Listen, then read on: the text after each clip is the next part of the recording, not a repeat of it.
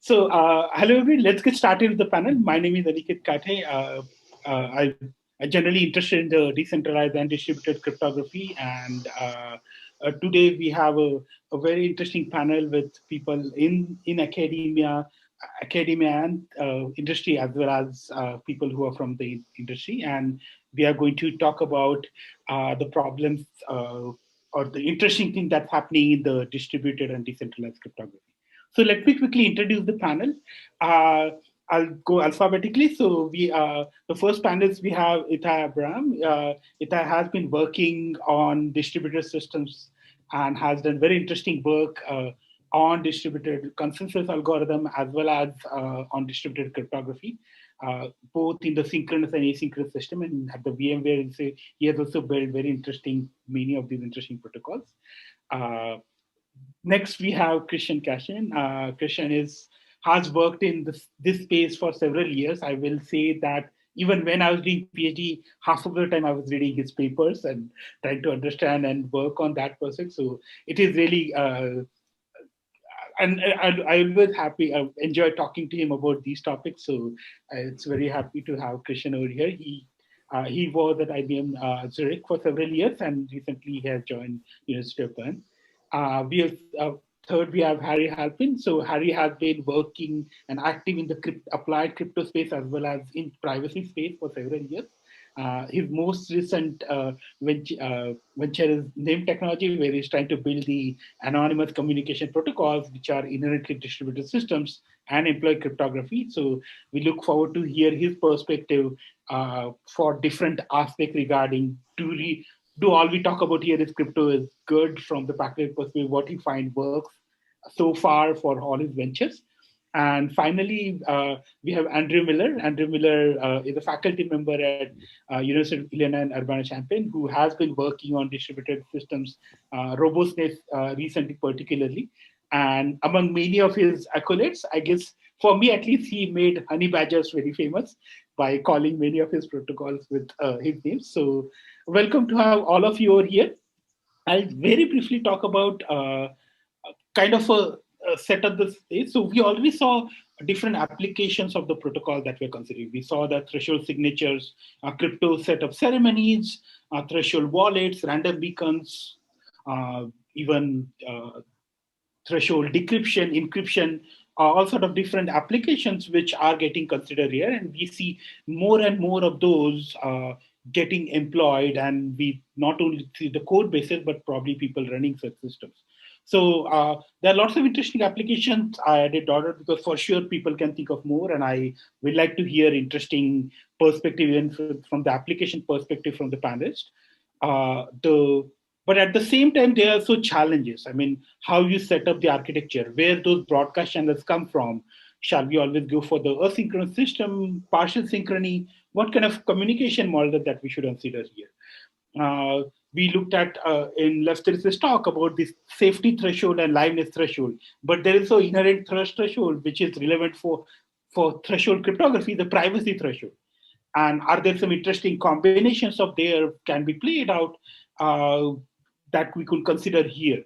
Another problem which many times left not considered is reconfiguration. We need to change our set of parties and how to deal with that. So our aim will be to consider many of these challenges and talk about them via discussion. Our plan will be that after me now, each of the panelists will speak up and give their position for 5 minutes each. And then we'll open up for the questions. I can moderate some of the questions from my side to begin with, but the aim is to have more conversation between everybody. So with that, I guess I'll hand over to Ittai, and we'll go in alphabetical order. And I'll stop sharing my slides.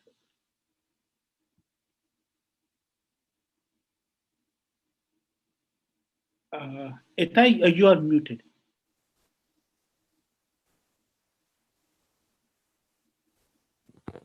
Oh, sorry. Yeah, thank you, Aniket. Thank you for inviting me. Let me just share my screen. I have 2 slides. And so because this is, can you all see my screen? Mm-hmm. Yes. Great. Yeah, so because this is a workshop on decentralized cryptography, I thought, I'd kind of show these two together. And This is, two of my favorite topics. And, I believe a lot in the multidisciplinary research. And I actually think that in a way for this decentralized cryptography to succeed, we have to be even more multidisciplinary than what we are. And as you know, cryptography is kind of focused on protocols that replace trusted third parties. This is kind of a succinct way to capture a lot of what cryptography is doing. And on the other hand, distributed computing is kind of handling large scale systems and how to actually handle network failures and adversaries that can cause delays and crashes and so on. But what we're seeing, I think, is kind of a combination of these two fields, and this is really exciting new type of research. But I want to kind of talk about an additional important factor here, which is the economics, because I think that's kind of driving a lot of the innovation in this field, is also kind of understanding the economic reasons for how these things are happening. So some of the challenges are also in the intersection of also how people take decisions and make them. And what we're seeing, especially in the last few years, is that this is actually not enough. And there's a whole new area of kind of governance that's affecting this area. If you just look, for example, at this mass migration of people towards more secure messaging applications like Signal, which is happening right now in these few weeks. This is kind of a change in social norms that is causing a huge change in the use of cryptography. And so, it's not just about getting better protocols. It's not just about getting, better distributed systems. It's not just about getting the economics right. There's also kind of a political and, public law and maybe someday also regulation that will drive important factors of this adoption. Right. So this is kind of what I wanted to say at a very high level. So, thank you. Thank you. Christian, maybe you want to go. Thank you. Yeah. So let me see. I just hit the wrong button, so I have to get back here. Okay, because I don't have slides. I have a couple of web pages that I want to go through, and I need to find the right one here. Okay, so I hope you can see. Like this, you can see everything, right?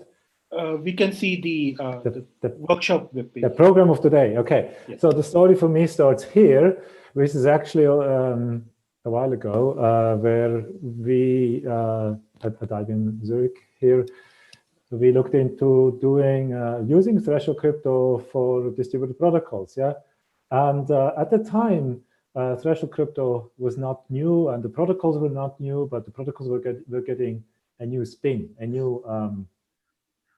This was the idea to try to realize nice distributed applications with asynchronous networks. And this was also, we did this work in 2000, and at the same time PBFD was coming up, and there was a lot of work in the early 2000s at systems conferences and trying to make these systems real and trying to actually, if you do systems research, they must become real, right? And so what happened was that at the end of the zero decade, we had this workshop here in Spain at a conference called DISC, and it was why, when, and where. And the when and where were the questions that were debated most lively at this event. You can see some of the names here who are still around and doing things like this, and others not, right? And it was a kind of a bit of a depressing workshop in the sense that everybody said, yeah, we have all these protocols, but our cloud providers, they don't want it. Flavio was at Yahoo. He said, well, we don't want it. We don't need it. Yeah? Nobody needed it. And not far later, there was also the saddest moment as formalized by, or as written up by Jane Nickens, and saying that he really felt sorry for people doing work on BSD fault tolerant protocols and so on. But at the same time, this is so the question I want to pose is, why was this not taken up more? At the same time, Bitcoin was going and was eventually paving the way for making these protocols be very prominent in the blockchain world. And that's why we're also talking today to a lot of people working in this area. So this is a figure here that I took from the 3-4 years old overview, where we had some of these BFD protocols already in operation. And nowadays we have even more that are actually running live nowadays. Yeah, and so I'm wondering what happened. So I want to pose the question: what happened about the fact that this BFD model, the distributed trust model, was not so prominent in the past? It took Satoshi to make it prominent for the fault assumption. So going back to threshold crypto systems, I also want to say that they're even older, right? This is in the 80s. Yeah, Desmet with the threshold crypto, one of the earliest summary publications about this. And there were industrial toolkits here on proactive security, again with famous names on it, also from the 90s. They didn't go very far, right? Nowadays, recently, this was like 2 years ago, so NIST has come back and put new life into this. Threshold cryptography, should we standardize it? Of course we should, right? And there were these workshops that they were starting to hold with a lot of people in the field, and people have started to recognize there has to be some communication that goes with the threshold crypto schemes alone, the non-interactive schemes, because broadcast is always important. And so we have also, this is Protect as a source code that was actually developed around the time by Jason Resch and others at IBM, but then Jason left IBM, and as you can see here, the development sort of stopped.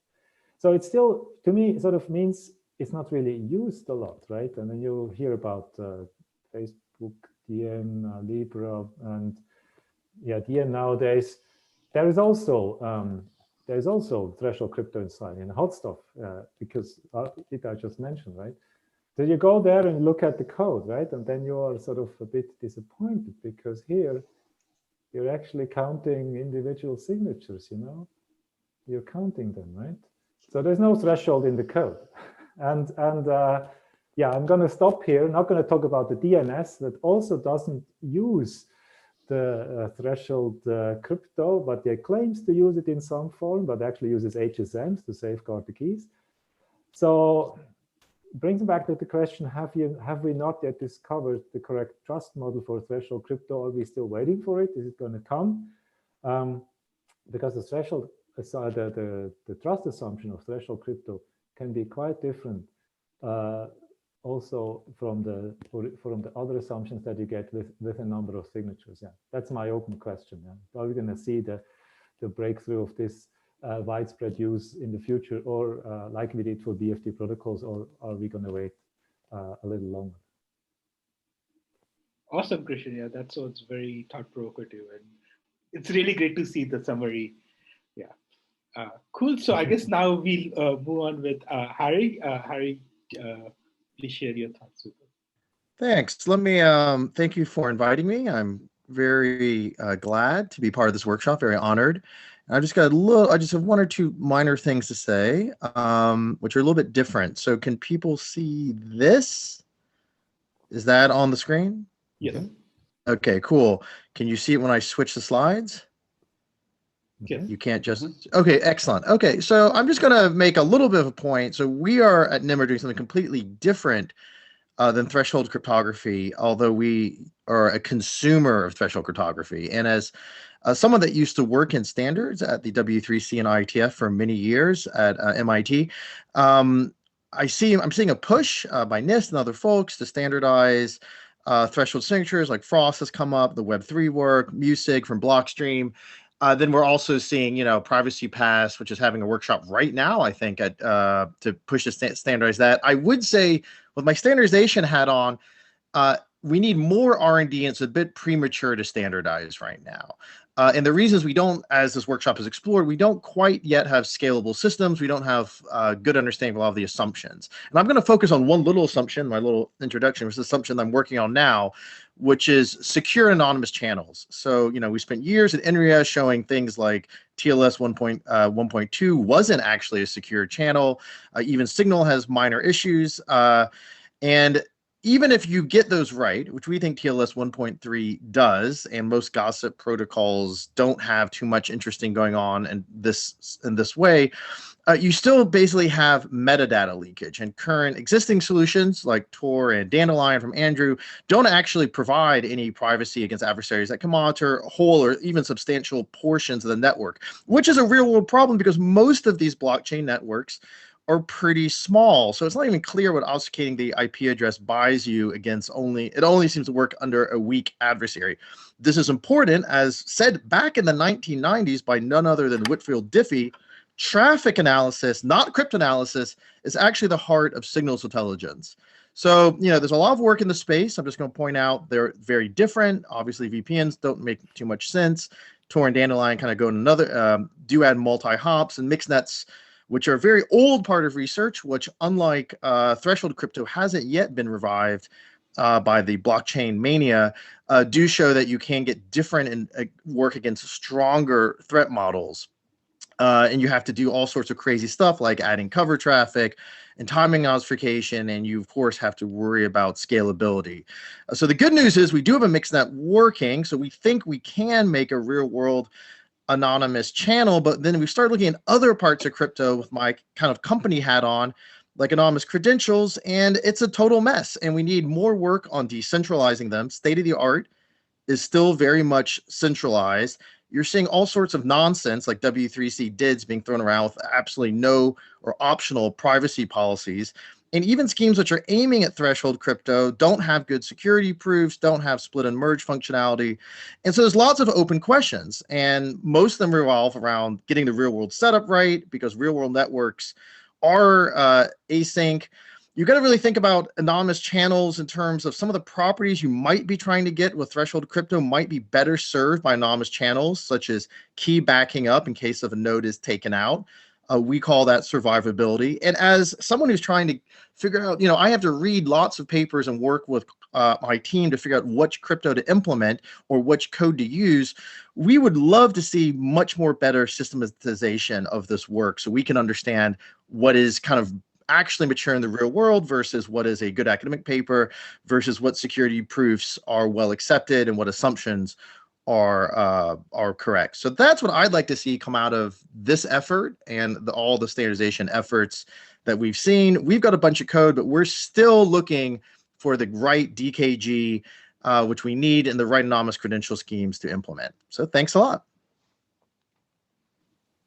Awesome. Yeah, thanks a lot. Okay, so Andrew, please go ahead. I know you also have slides to share, right? Okay, there we go. Coming through okay? Yes. I think it is. All right. Okay, so I wanted to make two thoughts. Let me see how cleanly these come out. So one is reflecting on decentralized cryptography. I would claim it's already widely in use today. I mean, widely, maybe not, but to some extent already here, and especially in the form of the trusted setup ceremonies. I thought to do some preparation for this panel, I would try to go make my list of all of the trusted setups that have happened. These are all the ones that I could find. There's enough of them that, it's probably time for a survey on trusted setup ceremonies because they're all really cool, and I think there's a lot we can learn from them. If there's more that I've missed, I'd be really interested to hear about these. Clearly, one of the ways that trusted setup ceremonies compete is on how widely decentralized it can be, for which the number of participants is, the most important metric. But I also wonder, what other kind of columns should we be evaluating these on? Clearly, they all have some different uses, mostly for snarks, but also for, VDFs and other applications as well.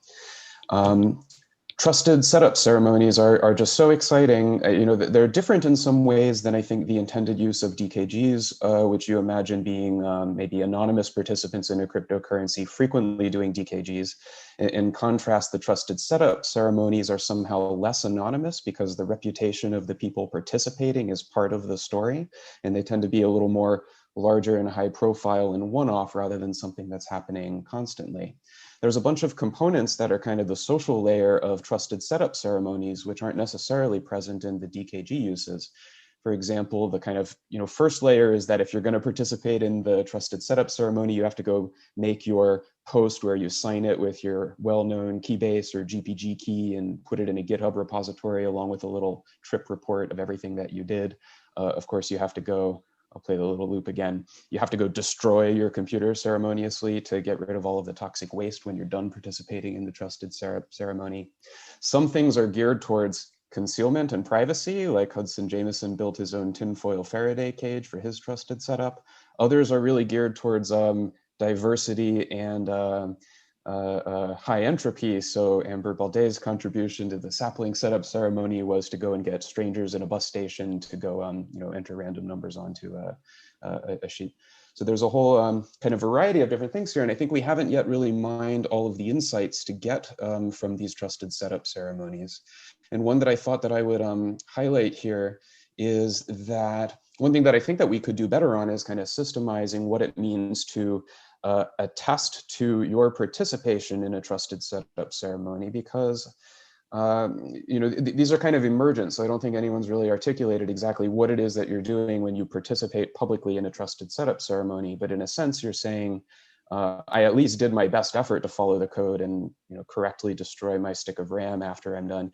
Doesn't necessarily mean I've reviewed the crypto protocol or the implementation in detail. And I think because of the lack of systemization, it's hard to know what to take from these when they show up. It's very easy to have a GitHub repo that has some high profile person's name on it. If you go and follow the signatures, maybe you can check that, yeah, they clearly expressed their intent to participate in this way.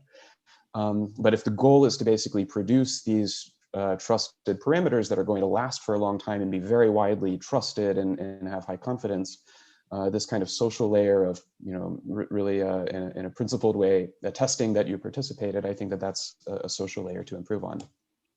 So one more thought, I'll try to make it quick, but I think that there's something qualitatively different between both the DKGs, especially intended for random generation and for use in consensus protocols that were the topic of most of the talks in this workshop, as well as the trusted setup ceremonies. I would put those both together in the same bucket and say it's the 2019 to 2021 era of decentralized cryptography. And the reason why is kind of twofold, especially compared with what I think is coming next, which is going to be more escrow data into threshold cryptography. So if you're using your DKG just for a consensus protocol, it's not that the confidentiality of your user's sensitive data isn't dependent on the trustworthiness of that DKG. Only your liveness and maybe lack of double spending is there. And similarly, you're vulnerable during the period of the DKG. Once you rotate out, you're no longer in the active committee. It no longer matters what happens to your threshold key. You could leak it or destroy it, doesn't matter which. You're only exposed to the concern for a limited amount of time. As far as the trust model concerns, the guarantees you want, the no double spending and more blocks getting generated. What I think is going to come near in the future, and I'm working on this, so this is my pitch for look forward to our FBadger MPC project. That'll be the latest iteration of the Honey Badger named crypto things. But I think the near future is going to have more MPC and threshold encryption uses for sensitive data, where you actually depend on that threshold cryptography model for the confidentiality and privacy of your users' data there. And this is qualitatively different, I think, for a reason that I know other people have pointed this out, but I don't think we've done enough to deal with it yet, which is that at least if you have a liveness failure, people will complain on Twitter about your blockchain going down. Like, you'll notice that there was a failure. And to some degree, you can blame equivocation or a missed proposal epic or something on someone. But as it pertains to your confidentiality, we still have this concern of data breaches, where you might leak all of the keys to a threshold crypto system. You may decrypt all of the sensitive user data that is stored in there if that's the kind of system that you're using. You may not find out till much later, and you may have much less of a hope of identifying which nodes were responsible, which altogether seems to mean that reputation doesn't work in exactly the same way as it does for those other uses of trusted setup ceremonies and DKGs. And I don't know what the conclusion of that is, so it's just a thought to wonder about how to treat these differently given that qualitative difference. There we go. Hopefully that was close enough to the right time. Cool. Yeah. No. Thanks everybody for awesome thought. So I'll take this opportunity that because I was speaking, maybe let me start with first. So maybe that's it. So indeed, as Kashin mentioned, Ittai, that we do see that threshold crypto is considered while building the protocol, but in the implementation, at times reading. So for hot stuff, what all things went on deciding to go with the signatures instead of threshold signatures?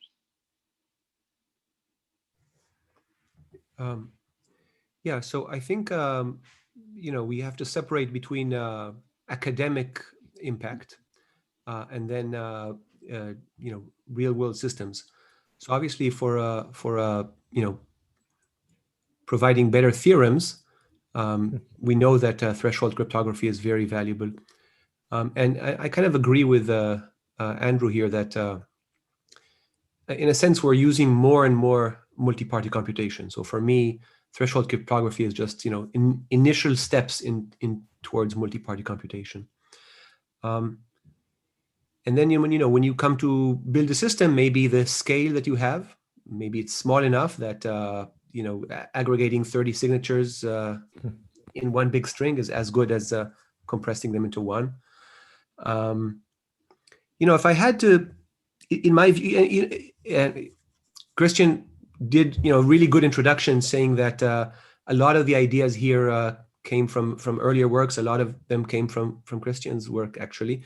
But this goes even further to the, you know, to Shamir's scheme and to the early 80s of multi-party computation, where a lot of these ideas of thresholdizing and taking ideal functionalities and basically thresholdizing them already exist from a mathematical perspective. And I think a lot of what's happening here is applied cryptography. From my perspective, the biggest challenge, even though, you know, what I usually do is try to build better and more applied protocols, is really kind of, you know, trying to untangle this notion of decentralization. Because decentralization talks about, you know, this threshold idea is about fault isolation and about decorrelation of failure, right? So it doesn't help if I have these fancy threshold cryptography, if they're all using the same library, which has the same type of problem in them. It doesn't help if I'm, you know, having a fancy decentralized key generation if we're all using the same hardware that has the same failure.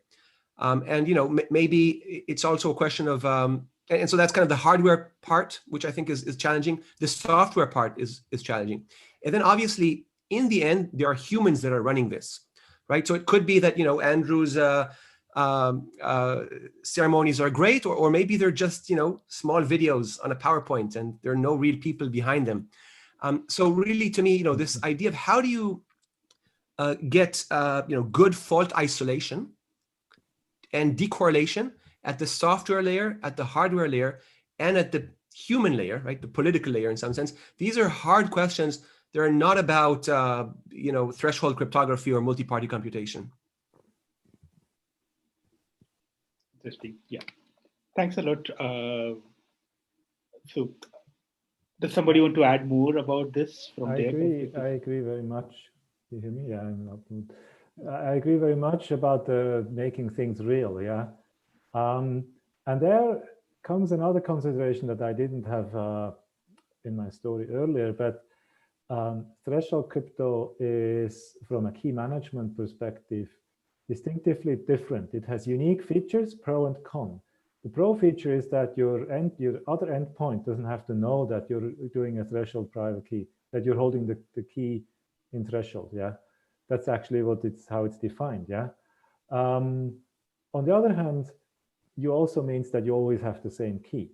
So if you take this model of a proactive crypto system where every month you rotate the shareholders, or people can come and go, they have an interest and then they are there, but then they leave again. And so what about the trusted entities or the trust holders that have departed from the system 2 years ago, and now they're getting bribed for releasing their key share? Of course, their official procedure would have been to remove the key shares, as in proactive crypto assumption, to remove the key shares at every epoch. But we keep backups, and it's even more important to not lose it while you're running it. So there will be backups, there might be backups. And so the exposure, the window of exposure, this vulnerability that exists after the fact, because the key is still the same, even though the shareholders have changed. If you can corrupt the majority in retrospect from lost shareholders, I have had multiple discussions when also I was at IBM, that people were not interested in the model due to this.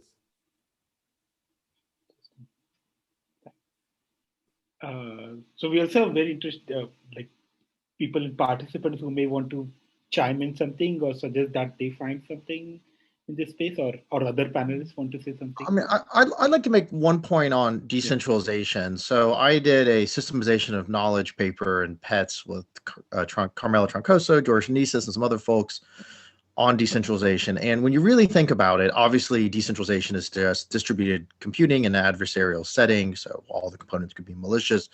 But the weird thing, which I have to admit I'm still not 100% sure about, that decentralization buys you, assuming that the participants are uncorrelated, you're also fairly assuming, availability will be somehow randomly distributed or hurt, and that essentially it's better to trust a random subset of folks in your setup or your signature generation than anything else. And I'm not sure if that's actually a good assumption to make. I think people need to really think if their systems need that assumption. So in terms of what we're doing at NIM, rather than, let's say with most blockchain systems, you want a large spread of nodes and you trust a random subset. What we would actually think might make more sense is that if you look at like what's going on with Signal right now, the availability problems are real, but rather than trust essentially random subsets, they have a trusted, everything Moxie in the middle. Everyone trusts Moxie to run those on AWS. And the real problem is essentially overload, either non-maliciously as happening today, or maliciously through DDoS, which happened, for example, the Tor HS-dir directories 2 days ago. Tor v3 went down. So we're actually thinking that maybe we could leverage anonymous channels to get what we call availability properties under adversarial conditions, i.e. survivability. So you can imagine a case where rather than just continuing to spread out to millions upon millions of nodes, you could say, well, we have a number of nodes which are pretty trusted via some sort of reputation system. But in case they're DDoS, we have some sort of anonymous backup, which effectively hides their IP address or hides their location or hides even the fact that they're communicating as part of this threshold SIG or MPC work. And I think that's actually quite useful. And I'd like to see other teams explore how can you leverage genuine anonymous communication channel assumptions in building these systems rather than just continually to expand the number of nodes, I think, which is our intuition right now. Yeah. So just to understand, so that means you're thinking of something like onion services here, because you're talking about anonymity for the servers or the nodes, not users, right? Yeah, but you obviously can't have anonymity for the nodes in most setup systems because, that's crazy. How would you know the bound of the set if you're in the set or not? But what you can imagine is looking at what's happened to Tor and now recently Signal, you can't imagine anonymous backups. So if something goes offline, the key material, for example, the private key could return and then participate in the threshold or whatever ceremony that you're going through. But that requires that the adversary not only take out if the adversary you can't DDoS an IP address you don't know, for example, and that's been very keen in our minds. Just because we've seen so many practical systems, literally the two biggest non-blockchain private systems, Signal and Tor, both failed in the last few days due to availability and DDoS attacks. So there is one thing that Harry mentioned, and I want to put that in the perspective of everybody, that I'll use the term usability, it means multiple things.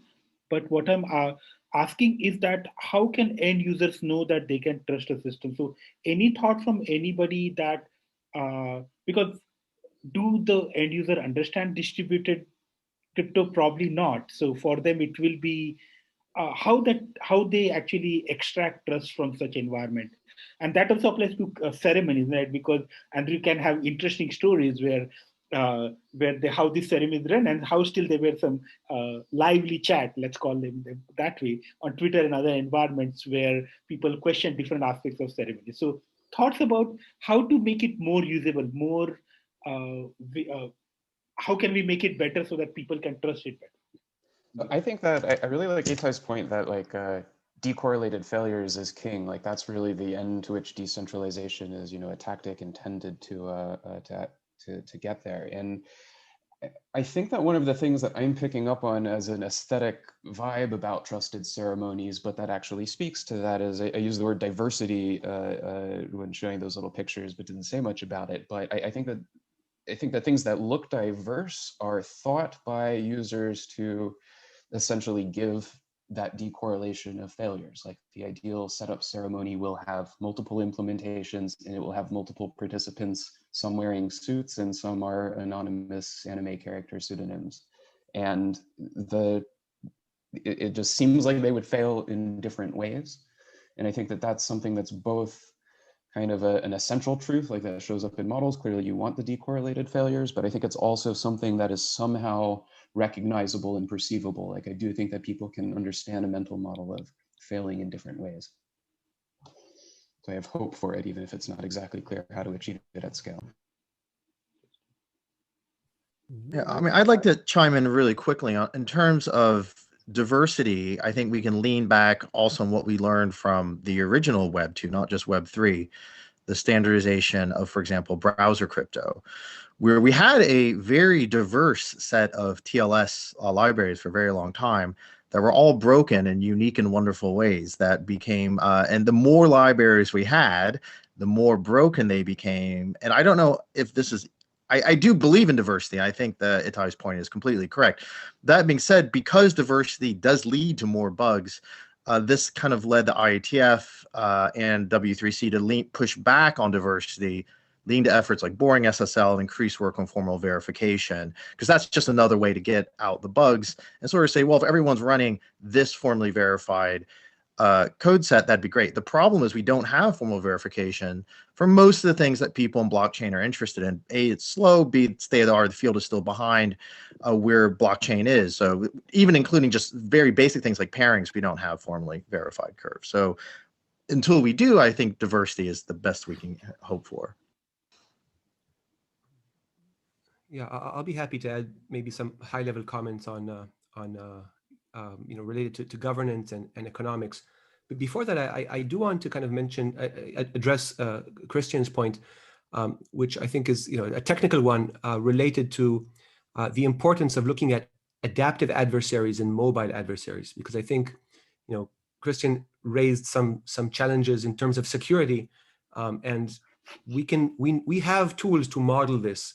And as we've even heard today, there are some distributed key generation proofs that we can maybe prove for static adversaries, but then when we try to prove them for adaptive, it becomes harder. And obviously mobile adversaries make things even more challenging. But I think it's kind of a technical thing that is interesting. And I'll now zoom out, obviously, to say something much more high level. We have these examples of governance, right? So for example, the US judicial system, chooses a random subset to decide if you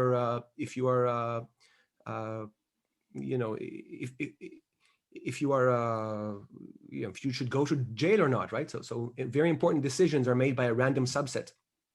And on the other hand, we are seeing this idea of specialization, right? So we actually do have people who are judges, right, who are basically very specialized in these things. And you wouldn't want to just have a random subset of people decide, build cryptographic tools. You want to have very specialized people. And this goes back to my point about the economics. And I think, Harry, that's related to your point, which is once you start specialization, there's kind of this economic effect of rich get richer and of monopoly, right? And you basically have, well, let's have one good platform that has all our social interactions in it. Because they're really, really good at it. They're specialized at it, instead of having 12 different networks that aren't great. And part of the problem, I think, is that the economic incentives are pushing towards specialization and then centralization of platform. And not all of that is really good from a security perspective. And so, to me, the real question here is not about, again, the crypto and the distributed computing, which are fascinating. It's about how to create the right economics and political structure to actually make that equilibrium, allow more decentralization, right? Because I don't believe in a world where there's just going to be one perfectly verified, cryptography library that everybody's going to use, because that just seems, well, I guess it seems to me like a strange future where we all have this, unique code base that we're using. I know, Christian, you were having some thoughts on multiple. Yeah, I wanted to say something about the, I mean, for me, it comes not only economic models, but also trust assumptions. Maybe you cannot express this in economic terms. Yeah, well, of course, maybe we can only model it in economic terms, but whether you like a relatively similar protocol with signal.org behind or facebook.com behind more or less, that is sometimes a value that is not so clear. Same goes for the model of distributed trust. As I mentioned, people in the industry were not interested in, because maybe because they didn't have any use case for it, because they could not imagine it would run, but then Bitcoin showed it runs, and now people are interested in running the protocols in the right form. So it's part also whether a security assumption appears to be valid is making it known in the people's minds.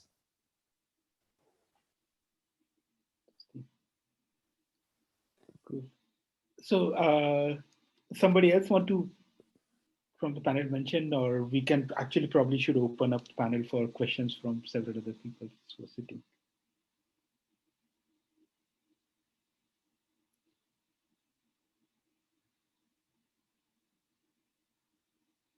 Also in the chat, we're asking about the code bases. I think it's really hard to come up with threshold crypto systems before they are standardized that have multiple code bases. Yeah, I mean, I think one question I'd like to bring up, maybe to open up to the audience, I'm not sure if anyone from Web3, I assume Fatima is still here, maybe Jeff. I mean, the big thing, which I was actually surprised wasn't discussed as much, except by Christian, really, was the now returning desire to push NIST or IETF threshold crypto standards out. I'm not involved in any of those efforts. I will probably implement or deploy whatever comes out of them. But we would like to know, I would love to know the opinion of people in that space who are actually actively working on implementing, and because I think there's been 3 or 4 different proposals, Blockstream, Web3, Zcash kind of folks have one as well. They all seem to me more or less the same from a distance, but again, we haven't. Talking about the threshold. You're talking about the threshold. Threshold Schnorr stuff. Yeah, your take on. In the end, they're all identical. There's a few. The differences will all be papered over at some point in the near future. But we've all. There was some initial confusion about a few things, but because the initial security proofs didn't cover. So Frost never had a security proof. The security proof, the initial other 2 security proofs didn't actually extend all the way to Frost. And but in the end, once people really looked at it a bit more closely, they figured it did. So everything is fine, and you can really follow any of those papers, and it will be secure.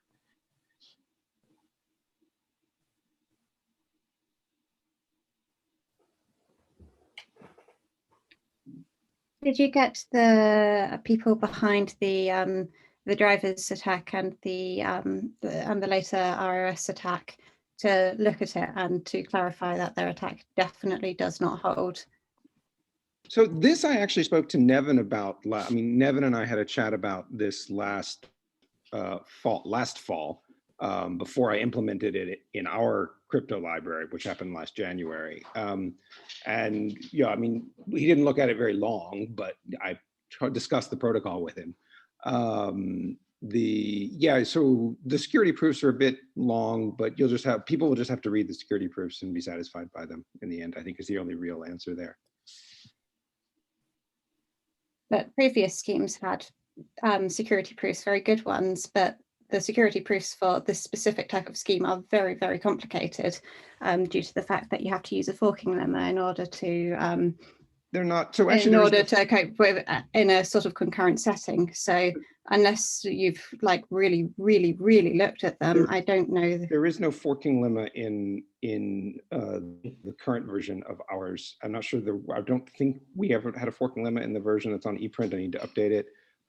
Tim's version, Tim and the Blockstream guys version has no fork. If I didn't read their proofs really, but I'm pretty sure one of the proofs doesn't use the forking lemma at all, and the version that does use the forking lemma you wouldn't deploy anyway.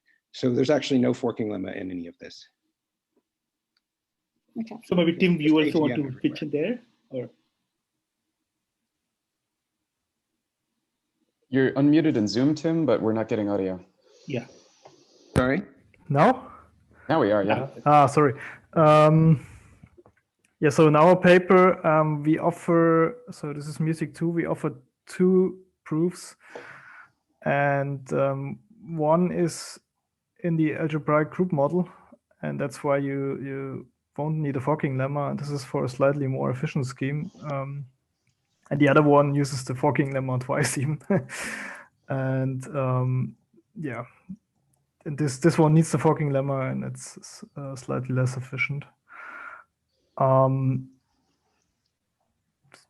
So I have a question regarding to this. So in the second proof of that your scheme without AGM, you rewind 2 times or 1 time?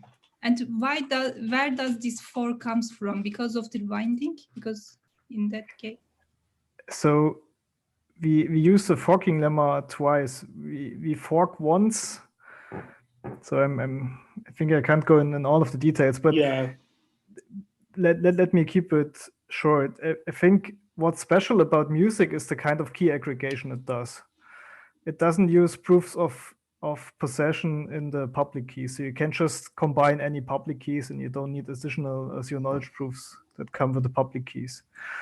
And this specific technique already in the first version of music needed the forking lemma twice. And this is why we in music 2 need the forking lemma twice. But this is not related to all the other issues that we were talking about now. But yeah, thanks a lot. I mean, certainly, you guys can probably use the chat window or the. I guess it's going too far. But it's still good to know that there's a people look at same problems from multiple angles. I believe if we're talking about proofs of these things, then our paper is currently the one that has the best proofs, but we don't have the threshold setting. If you're interested in threshold signatures, and that's all the stuff we're talking about now, then look at Frost. Yeah. So I'll kind of shift the gear, probably talk about more at the bit higher level. So one question I wanted to get your opinion and probably for others. So you recently looked at Ripple, right? So then that what's your thought about this federated consensus kind of a setting? That must be a question to me. Sorry, I missed that. Yes. Hi. Yeah, I was saying. Okay. Yeah, I got the question. So what's your idea for the federated model? Do you find that's relevant for the federated model in terms of consensus? Yeah, and also distributed crypto. And the trust model behind it generally. Yeah, trust model behind it. Sorry? What's your thoughts about the trust behind that model? Do you find that the trust model is different. The question is whether you're getting something out of it. Yes. What you're getting out of it also, yeah. So yes, there is. So I'll give you here the link so you can read the blog post, and there's a paper also on Ripple where we think there's actually not a safe or live consensus protocol in there unless you make a lot of extra assumptions. Stellar does something that has a bit more formalization behind, but also the actual way to formalize this would be asymmetric trust. You can also find blog posts there on our work where asymmetric trust, we can strictly extend the ordinary quorum type assumption, the BFT type assumptions, so that everybody can make their own. In this way, we can understand it, whether how we get the necessary coordination, because in our understanding of this, everybody defines their own quorum systems, and then you have some certain overlap with others, and only if certain conditions are true, we have a party. Yeah, only if we have enough overlap, we are safe and live, because that's what the theorems need. And how you get these necessary guarantees on overlaps so that you are sure that you have this with others, that's not clear how to get this in a purely bottom-up way. It seems to require at least some occasional communication about your trust assumptions. And of course, then there's the question what somebody lies about who they trust. Yeah. But that's a question of current research that I haven't seen a system that runs like this. Yeah. On the other hand, we also have on the same blog, and there's another one here. There are 2 ways to generalize. I mean, the generalization that you mentioned was federated trust. You can also go to general quorum systems where you're not using T out of N, like you're not using trust in the numbers. Yeah. So that's this second here, beyond threshold trust. When you are using generic quorum systems that you still have to implement somehow, you have to phrase them somehow. And together with Oresti, who's also in the call here, we have explored certain ways to do this with the Boolean formula as a way, or with span programs. Also, what has been to some extent looked at in multi-party computation, but how do you make it practical? How can you express more flexible trust, even when everybody shares the same? Yeah? These schemes seem to be friendly for threshold crypto. For the generic asymmetric trust systems, it seems very difficult to have a threshold notion, actually. Sorry, a threshold crypto notion of shared keys, right? Yeah. And it goes back to the question of a bit of complexity versus simplicity. Yeah, as our other people, several people have mentioned, the Bitcoin paper wouldn't have been accepted at the conference because it was too simple, but the system runs. Well, probably it also got accepted because there is no security proof, right? So. Yeah, and also there's no proof, right?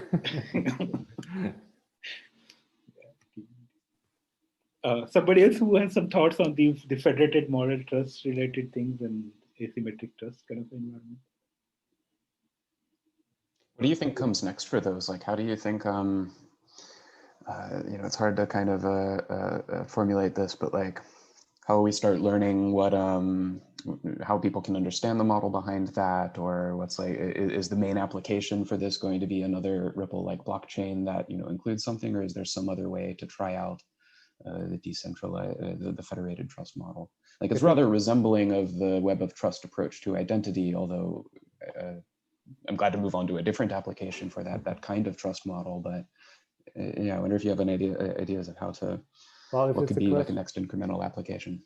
If that's a question to me, it's more for the interest for my interest or for our interest into what this actually means. Because of interesting ideas, but that come up often among practitioners. And in my current position, I'm not so much building things as I am also looking at the foundations of things. So yeah, I would recommend actually starting with Christian's paper on asymmetric trust, because it provides a very clean abstraction, I think. And obviously there's, as Christian mentioned, a lot of citations to previous work as well. You know, if you think about it, this kind of classic model in cryptography is that there is some evil demon or evil adversary that's trying to attack the system. And if you imagine kind of a system, and that kind of relates to a global type of an adversary, but in many types of systems, you know, maybe somebody living in the US would have some demon in their mind, and somebody else living in Russia has a demon which is different in their mind, and somebody living in China has a different demon. And you know, it might be the case that you want to think about how could people who have different worries and different concerns be able to still collaborate between them. So I think this does capture a very interesting human fact, right? That we don't all believe, you know, to have the same common adversary in some way. And so I think understanding that is an interesting direction to kind of expand the theory of. Yeah, nicely put, Ittai. It's a good point you mentioned, because in my understanding, the real proof comes when you have a difference about which protocol to run. Yeah, whether like what we saw in Ethereum versus Classic, the DAO, and those kind of things, right? And we see this, how the Nakamoto style protocols work. They just fork, right? The other protocols would not necessarily. The federated protocols, the asymmetric trust protocols, they could also disperse into different islands that mutually trust each other.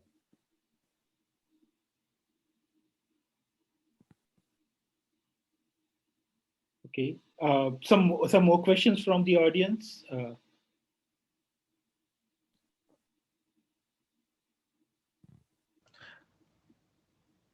mean, if Yeah, not, please, let's just like please, yeah, please, Harry, please, yeah. make one quick comment. So I think there's one, in terms of Andrew's point and others, that economics, particularly as brought up by Ittai in the beginning, is really going to be the next frontier for distributed systems.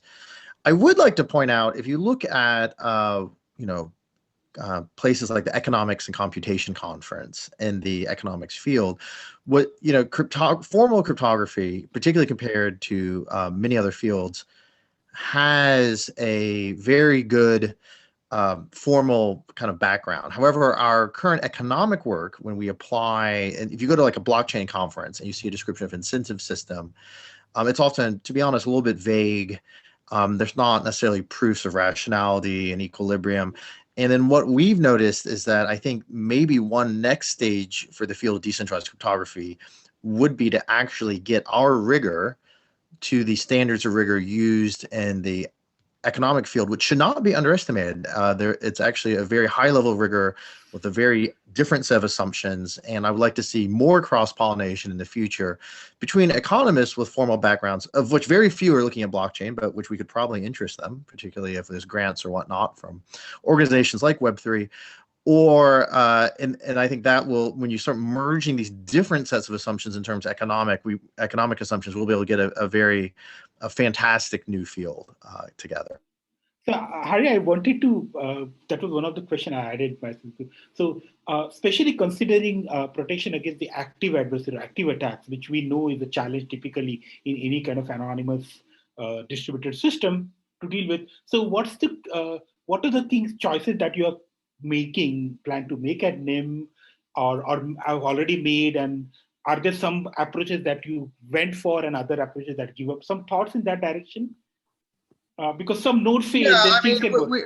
NIM is not necessarily like more specialized in active attacks than Tor. So I think if you want to look at Tor, so Tor basically, there's a really great, very informal paper by Paul Syverson called Why I'm Not an Entropist, where he basically tries to explain why Tor has this very local, somewhat weird and informal threat model.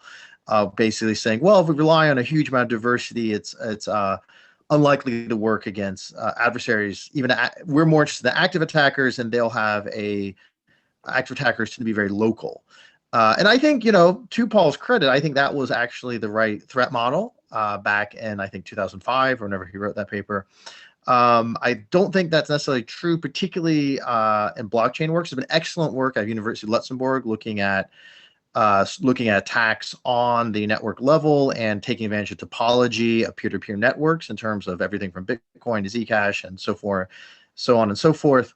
And NIM is basically looking more at global passive adversaries that can monitor the whole network. That being said, we also are trying to deal with active adversaries to the extent that they can be dealt with. And I think the world of privacy enhancing technologies is a bit behind, although you've done excellent work and other folks, Kate, in the terms of like actually clarifying our assumptions.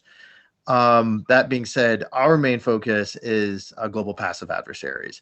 We are doing all the standard threshold DKG work, and we're looking currently at papers right now, which is why it's been a pleasure to be at this workshop, trying to understand what we can implement to deal with active attacks in terms of our validators and node setups.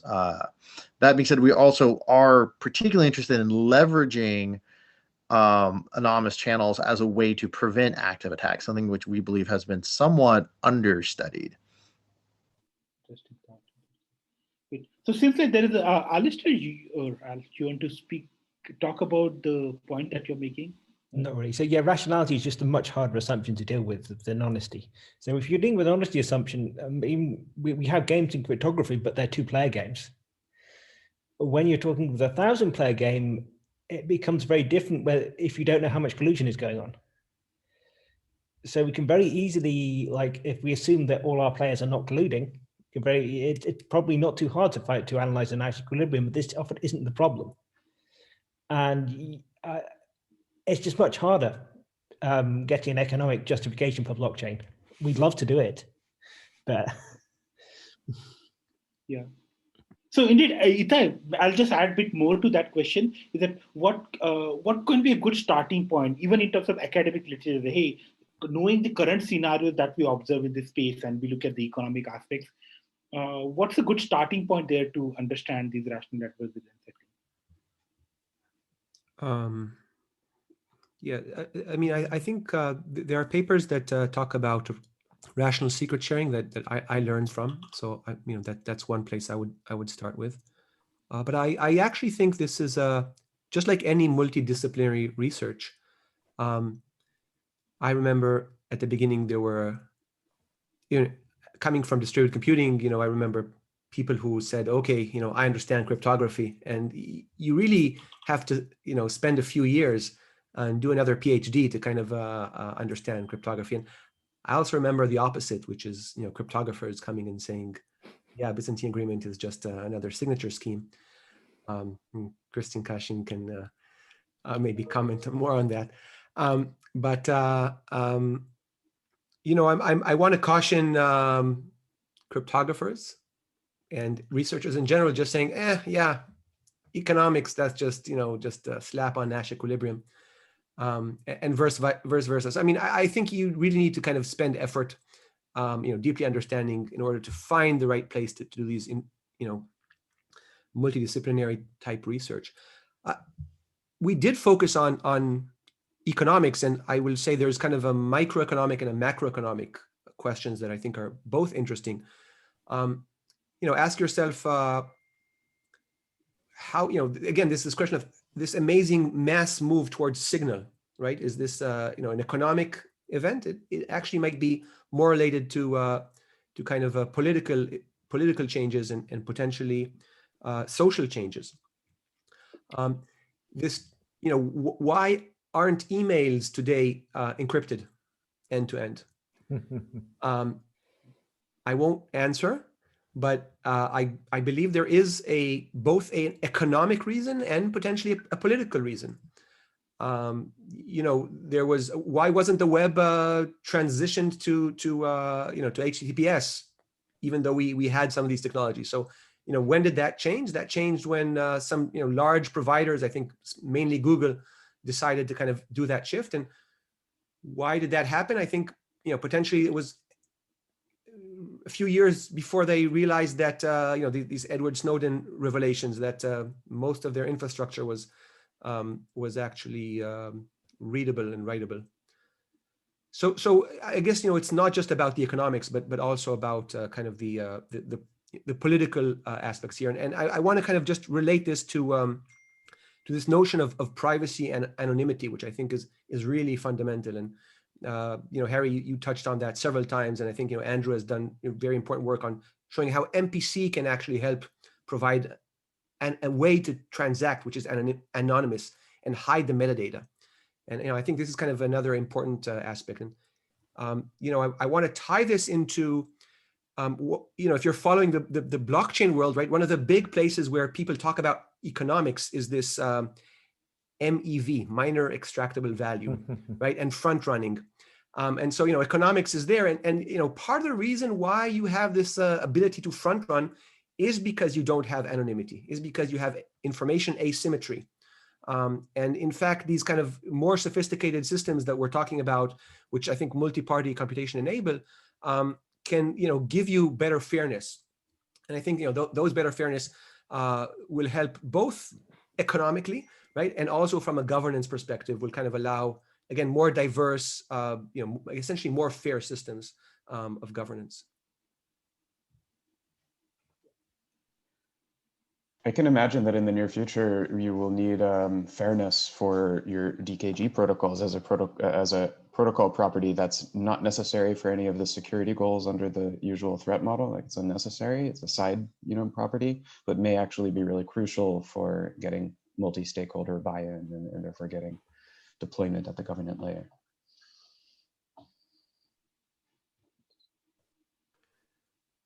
So are there questions that I'm missing in the chat, or somebody want to speak up? Or I have lots of questions with me, so, but I'll be really happy if people want to.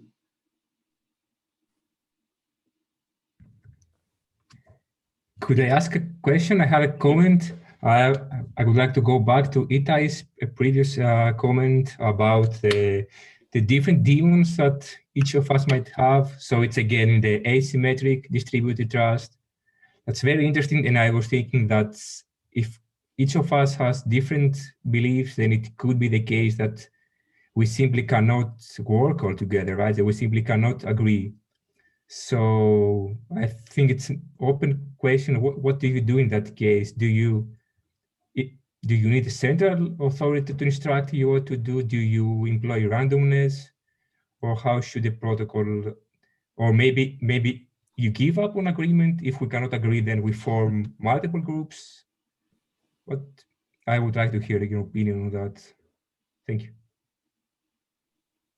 Yeah, I really like this question. I'll maybe answer. I'll give you a short answer, but I have longer ones as well.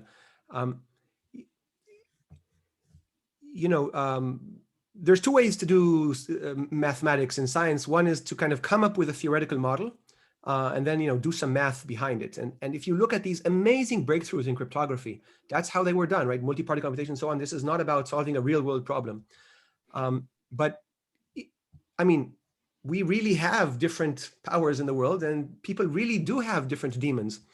And the world somehow does work, right? So actually what I think we are missing is a theoretical framework that tries to, capture that in a better way. And actually game theoretic notions of kind of each having different priors. There's this, I think, keynote by Joe Halpin that I like that discusses this in an old podsy. I can try to send you a link to that. But to me, I think what basically you're saying is the world is different than our models. And so we need to come up with a better model to kind of try to, to model the world maybe using better mathematical tools. And maybe if we model it in a different way, that will drive different types of protocols. Yeah, that seems very, very correct and rational, yeah. So one thing regarding that, also probably differentiation difference. So when we talk about world in terms of the what happened between humans in a Senate or a Congress, that communication model there is also a bit different. There is probably we can assume that when somebody says something, all can hear. But when we try to look at the protocols as they were run on the internet, we probably are dealing with different communication realities, asynchrony or whatever you assume. And that can also play the role in terms of what can we achieve and how can we model. Some things may look fine in a more synchronous setting, but however we know that model could be very may not be feasible once we add asynchrony or some or eclipse attacks where some nodes get or partition attacks. So there could be further challenges that can introduce a different communication environment.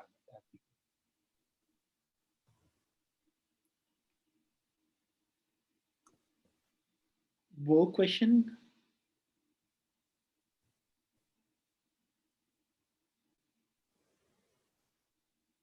Maybe we can have one more question, and then I want to give just this last 1 minute thing for all the panelists to speak. But maybe it will be good if somebody wants to ask some question. Maybe it's the right time now.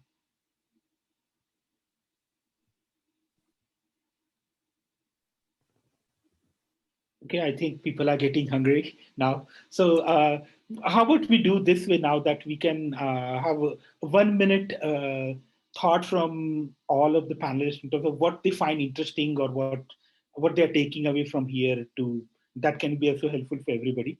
Maybe now we can start with the reverse alphabetical order. So Andrew, maybe we can start with you. I'll give the answer that I had in mind, or not the answer, but one direction I was thinking of addressing for, so this problem of bulk surveillance of threshold encrypted data where you can't tell right away, or not necessarily ever, you can't tell that the sensitive data has been decrypted, even if it's compromised in a threshold setting, or like Christian said, maybe it's lost in a data breach because of old holders who have since been decommissioned, but they still held valid shares of a key, and even if they're bribed away from it now, that could result in a privacy loss. There are some works that I found interesting, used essentially in a different context, but could be applicable here. These include like watermarks, trader tracing, and digital signets that basically involve, not just having a simple, here's a key and it decrypts to a whole a threshold, and then that's it. Then that's very easy for an attacker to put them together, and it doesn't matter who they corrupted to get these shares. Once they reconstruct the key, it's the same key that they would have gotten from any subset of people, and that's why it's impossible to trace. I could imagine trying to build in an encoding of secret shared data that makes it so that you can still compute on it, but it would be difficult for someone to leak their shares without essentially revealing the watermark that says this is the person that's leaked their shares. I think it's tricky, and I don't know the approach of it, all that well, but that's, I think, an example of an interesting approach you might take to address that hard problem. Harry? You're muted, Harry. Sorry. Are you sure I'm muted? No, I'm muted. You're good now. Okay. Yeah, I like the direction where Andrew's going, and I really enjoyed all the comments, particularly the comments from Kashin and Ittai on economics. And I think, at least from NIM's perspective, we're confident now. We'll continue discussing with Jeff and everyone else over the threshold SIG work. And then what we will probably focus on is economics with Aglos and others. I would point out, just for people interested in this, we have had Aglos Kias from IOHK did some work on MPC routing for mixed nets. And he also used to, with Modi Young, do a lot of work on trader tracing, which may be relevant for solving some of these leakage problems that Andrew mentioned. So I'm very excited to see what the future brings. And thanks for inviting me. Yeah. Kashin? Yeah. Thanks everyone for the nice input. So lots of interesting ideas around the common subject, distributed trust. What does it mean? It's still a puzzle also for me. That's why I'm looking more into foundations. The economics aspects is one thing, economic aspects, but there are also other aspects. I mean, we as people, we as humans ultimately are behind the systems. It's not totally mechanical trust. Yeah. If there were no miners, if there were no entities voting, then there's not such a system. So what it actually means, we have to go. We still have to go a bit beyond. But I'm glad to see so many people interested in looking into these questions. Thank you, Ittai. Yeah. So thank you, really, everyone, for staying so late. It's a really wonderful program, and I think we're in the middle of the major disruption and revolution of decentralized cryptography, and the work today in this workshop just shows how much progress has been happening in the last few years. And I think the next few years will continue to be kind of part of this major disruption. And so I'm very excited about the next few years in this domain. Thank you. So very well put, Ittai, indeed. So I myself also enjoyed the whole discussion, tried to take some notes, but I hope the videos will be available, and I please use this forum for further discussion, and I think me and also other panelists will be more than happy to hear your thoughts. I know we only have a limited time here for all this process, but indeed, do get back to all of us for any questions and comments that you got. And thanks also for the participant who participated, including a technical discussion with forking lemma that we had. And it's good to see that there is interesting things to consider at that level as well. So with that, I think we are coming to the end of the panel. I again going to thank all the panelists, and I should also thank all the speakers for finding time and giving excellent talks and for the discussion. And probably I'll now leave to Fatima to talk about possibly what's going to happen with the video and other things that she wants to mention. Thank you. I would also like to thank everyone who has attended the workshop. It was really great having you all here. I would like to thank the panelists and the speakers also for really, really interesting discussions and also content.